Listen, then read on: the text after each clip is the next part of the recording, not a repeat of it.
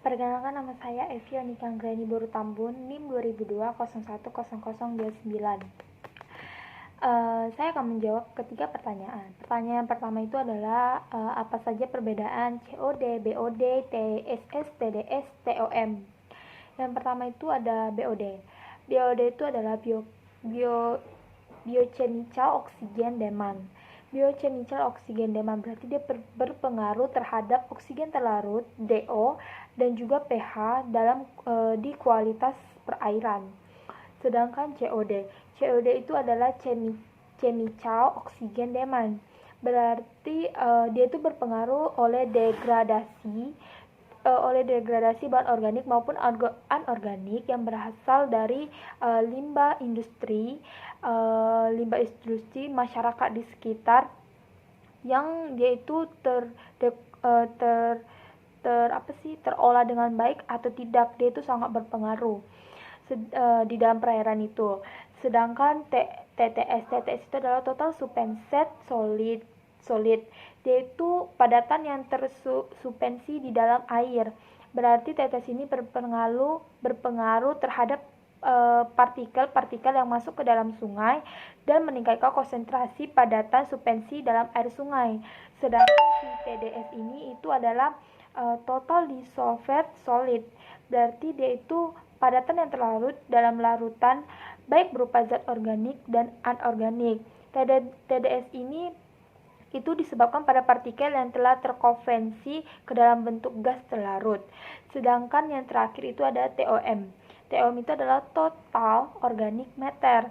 Berarti dia itu disebabkan oleh tingginya limbah industri yang memproduksi limbah organik. Pertanyaan yang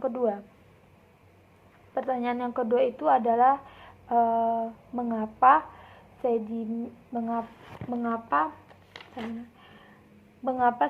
kaya akan bahan organik. Mengapa sedimen kaya akan bahan organik? Yang pertama, saya akan jelaskan sedimen itu adalah bahan utama pembentuk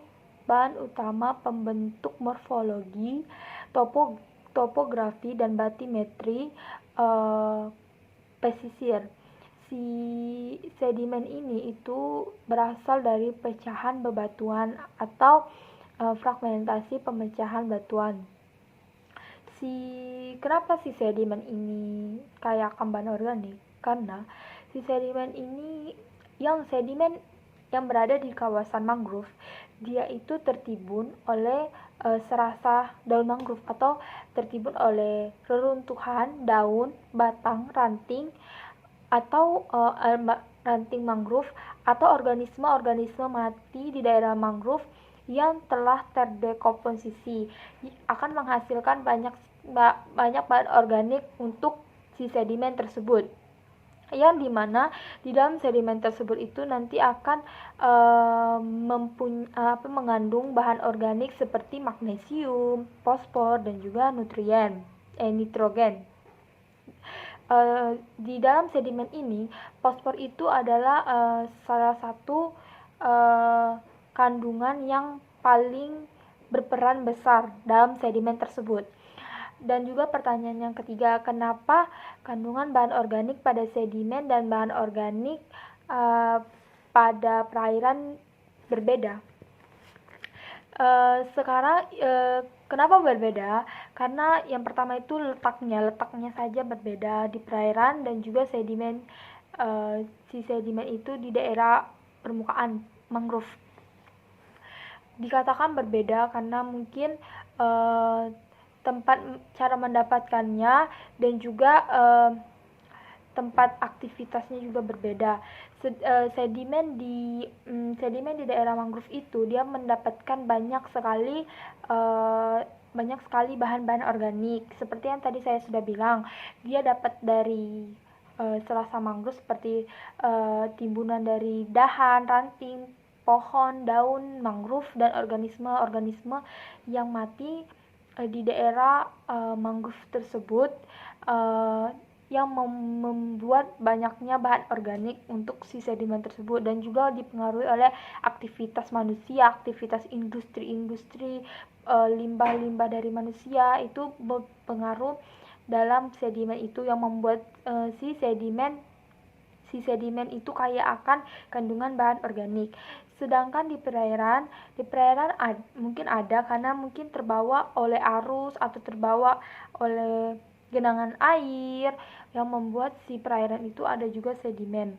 Tetapi mungkin si sedimen atau bahan organik tetapi mungkin bahan organik pada perairan itu tidak sebanyak bahan organik yang ada di sedimen mangrove. Bahan organik yang ada di perairan mungkin dia dimakan oleh ikan atau udah diserap kembali oleh tanaman-tanaman lain untuk berfotosintesis yang mengakibatkan bahan organik di perairan tidak begitu banyak. Tetapi saya ada membaca jurnal bahan organik di kedalaman di perairan kedalaman 20 cm itu bahan organiknya melimpah lebih banyak daripada kedalaman 30 cm. Kenapa? Dikarenakan pada kedalaman 20 cm itu masih ada kehidupan. Masih ada organisme yang melakukan fotosintesis yang menyebabkan adanya bahan organik melimpah di kedalaman 20 cm. Sedangkan di kedalaman 30 cm tidak ada dikarenakan tidak adanya kehidupan atau tidak adanya perlakuan fotosintesis atau organisme yang melakukan fotosintesis pada kedalaman tersebut. Dan juga di perairan itu dia itu dipengaruhi juga oleh faktor-faktor fisika dan kimia seperti suhu, pH, salinitas, dan juga oksigen itu sangat berpengaruh juga pada